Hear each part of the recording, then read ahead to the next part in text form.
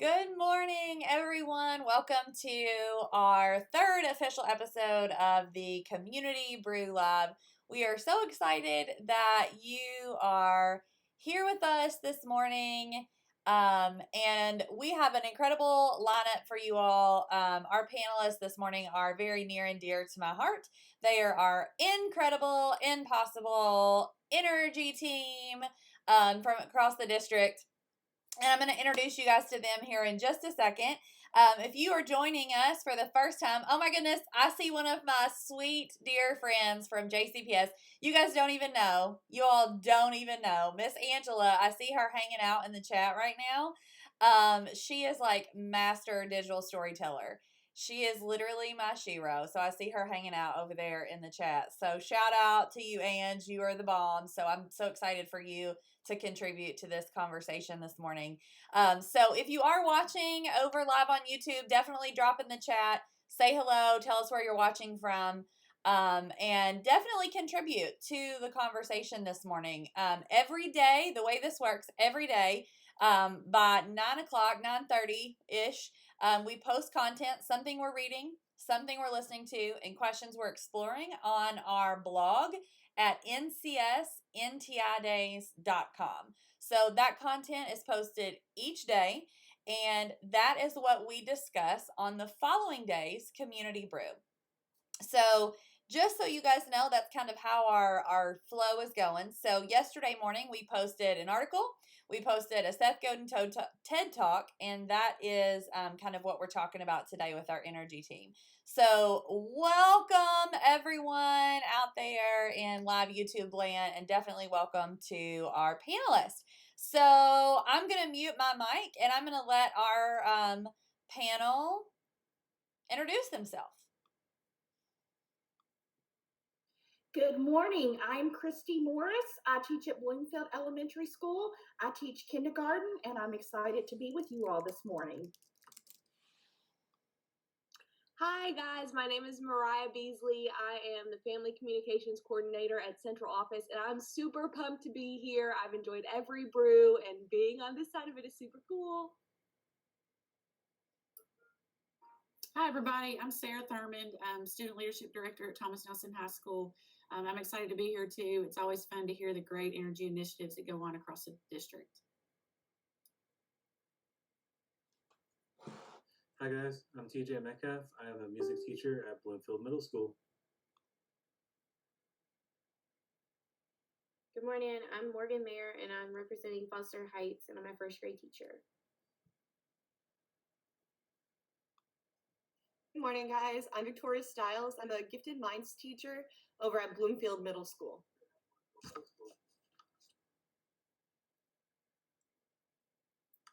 I'm Morgan Mayer and I'm representing Foster Heights and I'm a first grade teacher. Hey guys, I'm Tracy Weddington. I'm the secretary over at Cox's Creek Elementary. Hey, Sonia, welcome, sister.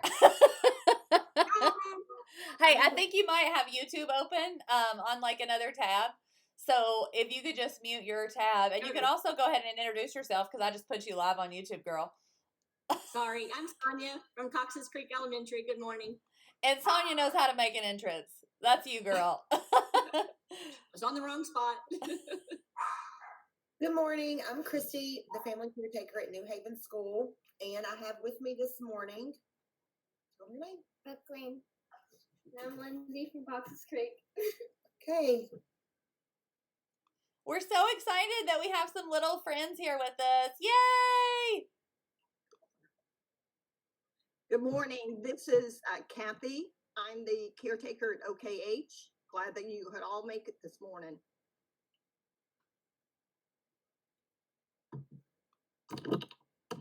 Hey, I'm Carla McKay. I'm Board Community Relations Coordinator at Central Office, and I have a little friend here with me today too. This is Anne, ready to go to school. Foster Heights.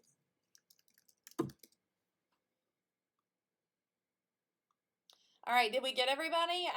I skipped some people yesterday, so I don't want to move on if we didn't get everybody introduced. I'm Cash Riz. Oh, Cash, yes, duh. Hi. No, I'm sorry. I am the art teacher at Old Kentucky Home Middle School.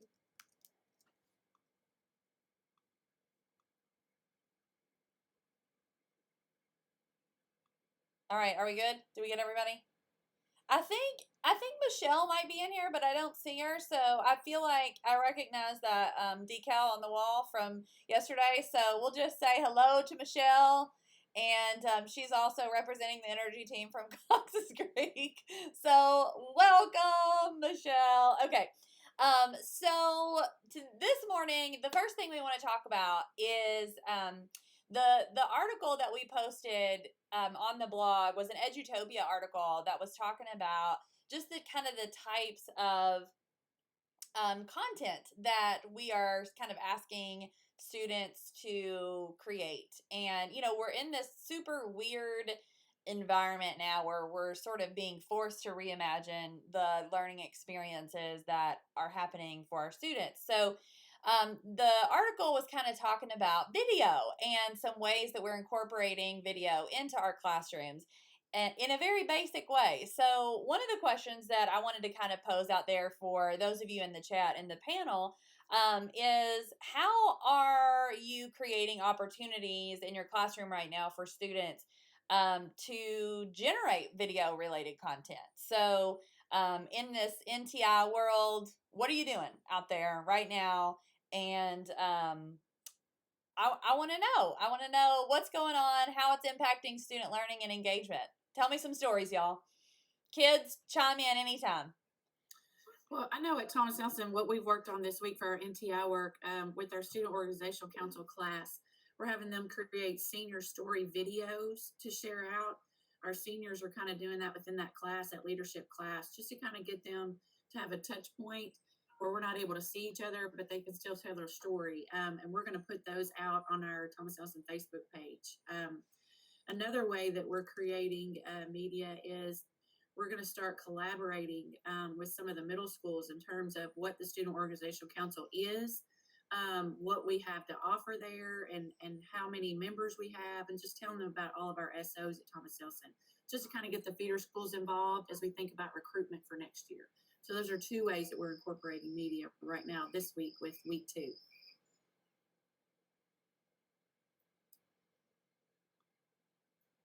I have the littles, so I have kindergarten students, and we have used Book Creator. I went back and looked, and it was so fun to go back and look at what last year's students did, because usually I introduce it about this time.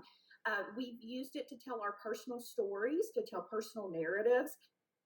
And then I gave the kids some time just to do whatever they wanted with it. And it was so exciting to see that they really wrote about their passions. And it was exciting for me as a teacher to go back and kind of reflect on what they were doing. Our school has done a Flipgrid for related arts. It's pretty cool because we could communicate with the teachers. And yesterday she got to do a hangout with her teachers. So she really, really enjoyed that, and she got to see her friends. And then Brooklyn got to create a Flipgrid to show her love to her teachers and friends at Early Learning Center, and she really enjoyed that too. Okay, hold the phone. Everybody hold the phone. Okay. So I heard Flipgrid, and I'm not sure if everyone knows or not, but we're going to talk about it right now. So, NTIdays.com. If you click on your school, there's a red banner for every school that says share your school love. And there's a Flipgrid for every school. Did y'all know that? Did you know? Okay. So how many people do we have listening right now? We have 75 people on this live YouTube right now. So all of y'all, when this YouTube live is over, you have to go to your school and you have to drop some love for your school. Because we know I was listening to a podcast this morning while I was making my coffee and doing my morning routine, and it was talking about how kindness and connection is going to be what gets us through this crazy time. And so Flipgrid, I'm so glad that you brought that up, because being able to connect and share kindness and love with each other, Flipgrid, NTI Days. So, okay, I had to do a shameless plug there for that. So we're going to check that out here in a second. Okay, what else you got? I don't want to interrupt your stories. Keep going. One of the things I'm also having my kids do a lot of Flipgrids because they're able to interact with one another. Each day we also do a Google Meet. So some days it's me doing a read aloud and like the kids are able to interact in conversation that way, but they're also able to communicate and hang out with each other on line. A lot of times, like I'll log back in and I have like kids on there. Like right now, if I log in, I probably still have kids on there. They're just hanging out. So I think it's like definitely the communication portion. I feel like we've been missing. I think a lot of times our kids are very social in school, but when they go home, it's like, oh, I don't have any. I don't talk to those friends anymore. So I think it's definitely a communication piece that we've been missing. So it's been really cool to see. I don't have a classroom, but I get the emails that Cox's Creek sends out, and I noticed that they started doing their Wake Up Cox's Creek from home, which is so cool. I don't know if you guys have ever seen that on their Facebook page, but their kids do kind of like a news segment on what's going on at Cox's Creek. And it is so cool that they're having the kids send in videos from home to create that still, because that, I think it sort of sends a message that, this isn't just a school thing. Like we can do this from home. And I think that's really important and cool for kids to learn. Shout out to Cox's Creek. And I will say that our teachers on our Google Meet yesterday had signed up for a lip sync battle to send out to their students to watch. So that was kind of cool so that they could still see all of them. I think that that's what I love about, when we were talking about doing these community brew live,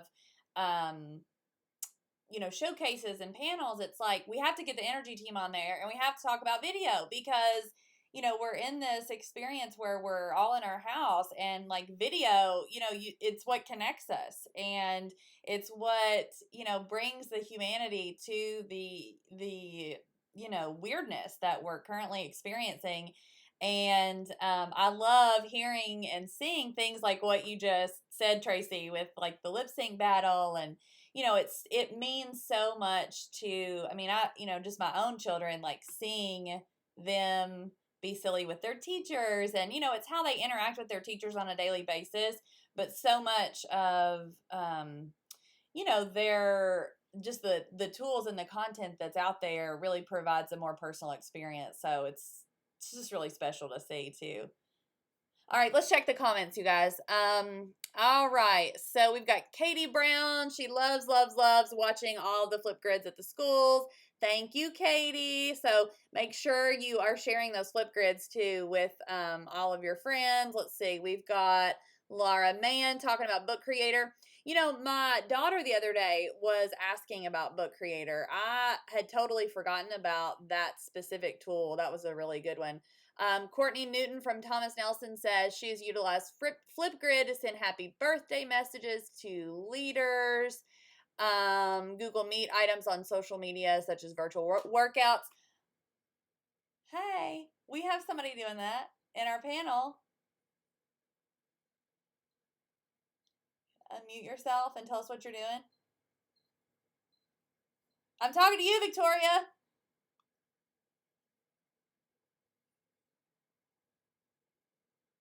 Hey there. Sorry, I figured it out. Are you talking about my live at 5? I am. Tell us what you're doing. Yeah, so on Facebook, I created a Facebook page. It is called Yoga Styles, and Styles is Stiles. So I'm really passionate about teaching yoga, about doing bar workouts, and just staying healthy and fit. So I know I've been struggling because the gyms are closed and getting workouts in. So I've been recording myself live at 5 every day, sharing my workouts. I'm trying to do a lot of what's good for everyone. I have chair yoga, gentle yoga, so anyone of any age and with any ability is able to access those classes. And so that's been a really fun way to get the community involved in just like staying fit while we're all working from home. I love it. Okay, you guys. So that's a great segue to this TED Talk with Seth Godin talking about, really reimagining and shaking up asking the question, what is the purpose of school? What is school for? And one of the points that he made that really stood out to me, one of the quotes said, "If it's work, we try to figure out how to do less. If it's art, we try to figure out how to do more." And he made a point about creating experiences where we are allowing kids the opportunity to connect the dots versus collecting dots. So, what does that look like?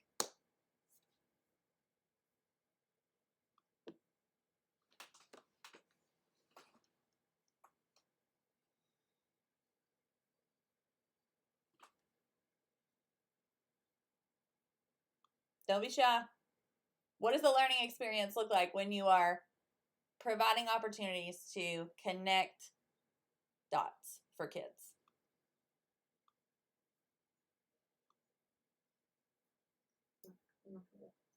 Okay, I'm Christy from New Haven.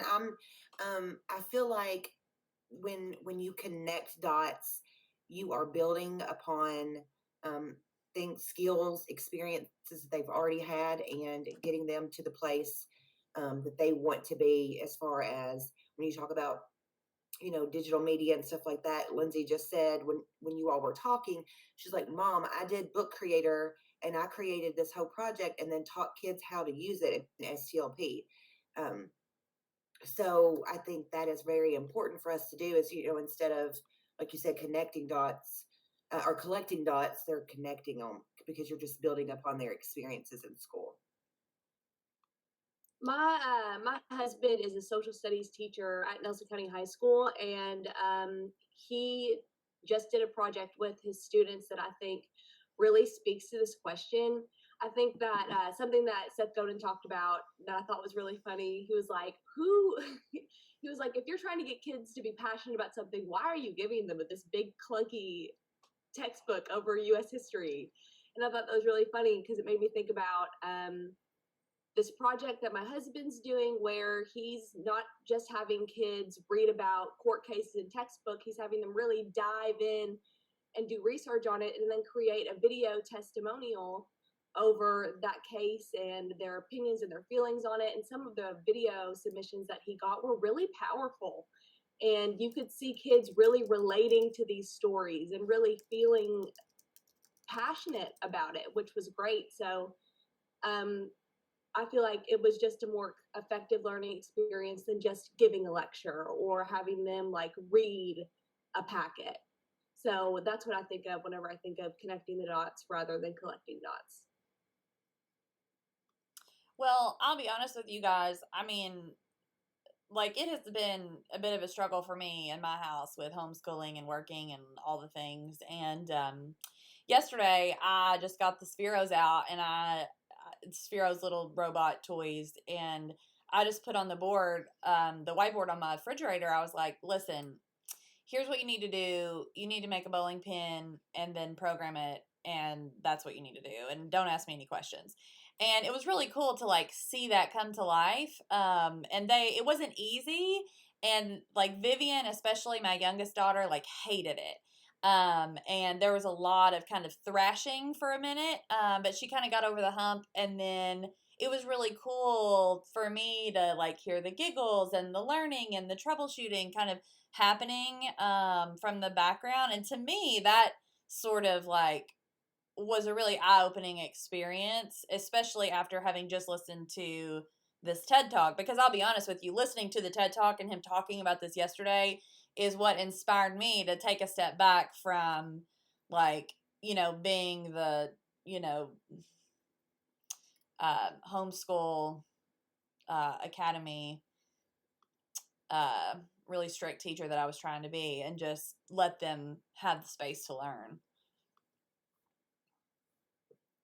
And I think when we ask kids to connect the dots, we're asking them to use skills that they're going to use in the workforce as well. So like problem solving and cooperation and teamwork, all those skills that they need to learn and develop, that's what they're doing when they are connecting the dots.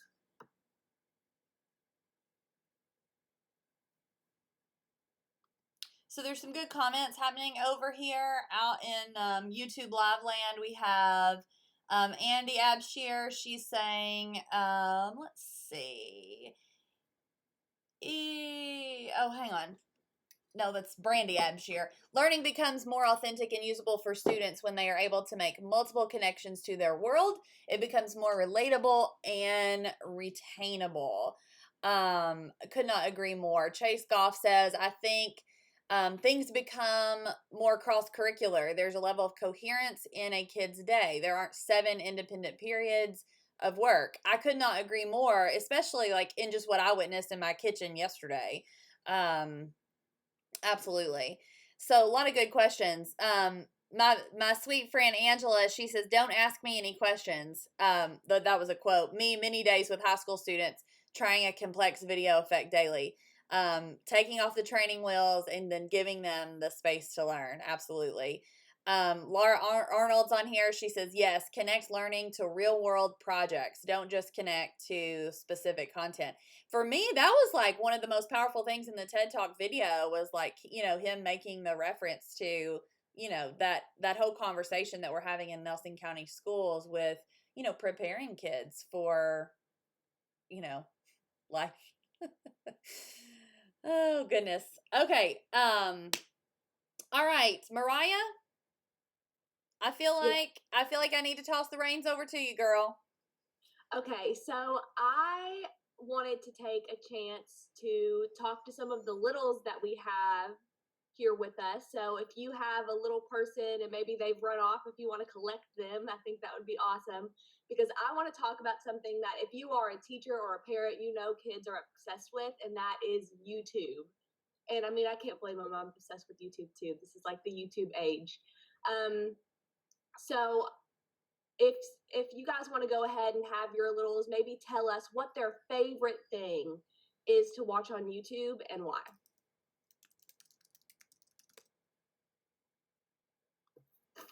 My favorite thing to watch on YouTube is like chick shot basketball videos.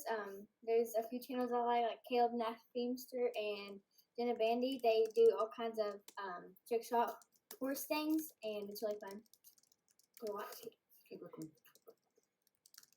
Tell them what you like to watch on YouTube. I like to watch Barbie. What channel is it? Grace's World. Grace's World, and she likes to watch Barbie Dreamhouse and Barbie shows on there.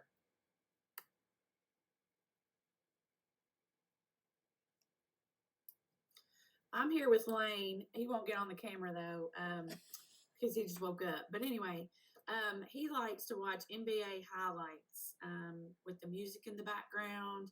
He could watch it forever. We have to turn it off eventually. So that's what he loves.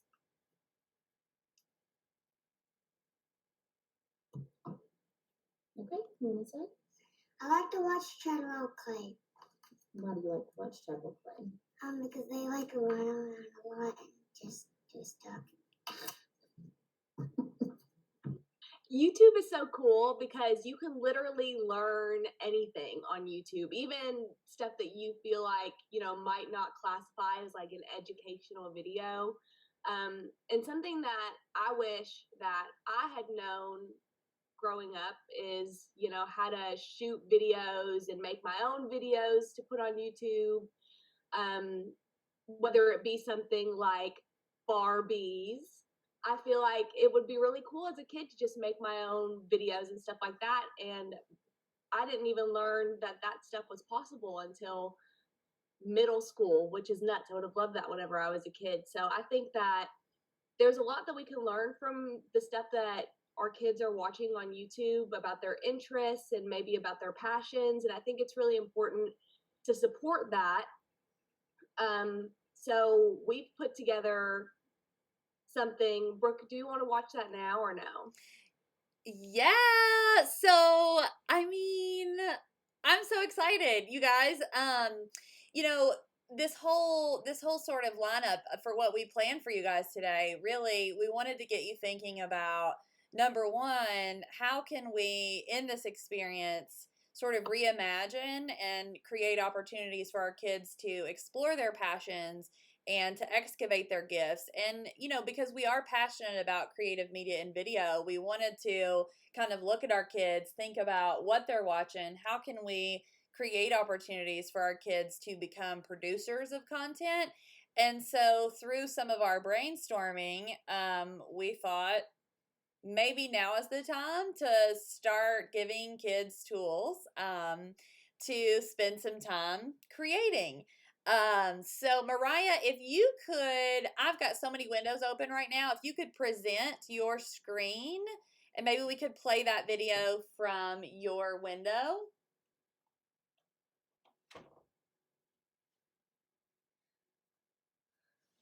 We'll give it a shot, you guys. We've got lots of comments over here on the YouTube while Mariah's pulling that up. We have, let's see, Tiffany Clark says her daughter, 8, she likes to watch life hacks. Vivian just walked in the room. She's 8. What do you like to watch on YouTube, Vivian? Do you want to come over here and be live on YouTube? She says no too, Sarah. My daughter's camera shy. She obviously doesn't get that from her mommy. So there's a lot of stuff that I don't really understand. Like, let's see. Matt Reynolds is saying his son likes to watch 2K videos. I'm not really sure what that means, but I think just like the engagement in the comments right now is just proof in the pudding that like our kids are engaged in videos. Would you guys agree with that? I mean, and we have to teach our kids to not just be consumers, to also be creators. And so I think that's my biggest takeaway in this is now that we're at home, we have our phones, we have tools, like how can we put tools in the hands of our kids? So Mariah, were you able to present? Do you need me to try to give that a shot? No, I got you. I don't want to interrupt you. Oh, you're good. You're good. Okay. Pulling it up right now. Okay, can you guys see the screen? It should be a YouTube. We got you, girl. Yeah, okay, cool.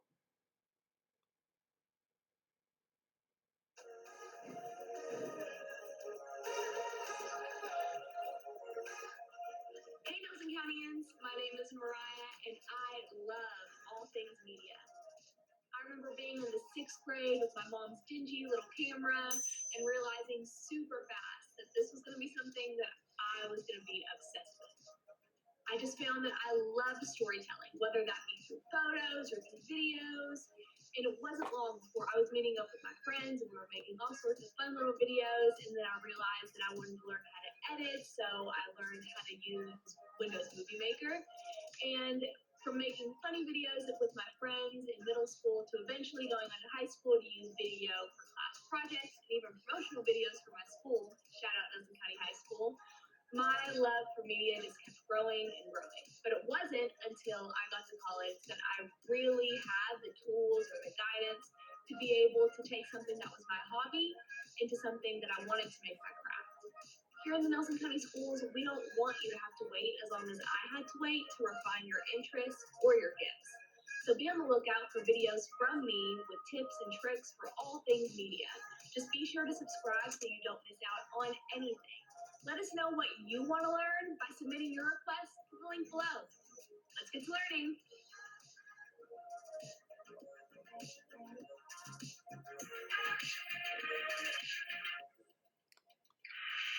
Okay, guys, so what we are going to start doing over the next couple of weeks is dropping some videos into a playlist here on our YouTube channel. So if you have not subscribed, make sure you hit that subscribe button. And Mariah is going to start putting out content that is going to help you guys as teachers, as parents, to put tools in the hands of your kids, no matter what ages they are, using the tools that they hopefully have at home. So we're talking Chromebooks, we're talking,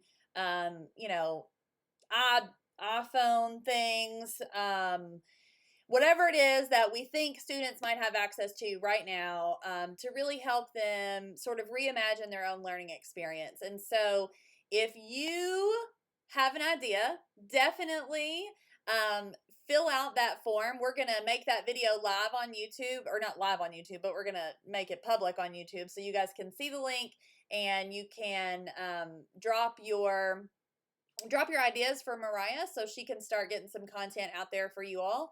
And students can really start embracing their inner storyteller, excavating their gifts, exploring their passions, and hopefully giving you guys tools out there to, help you reimagine the learning experience, whether you are a teacher or a newly teacher parent.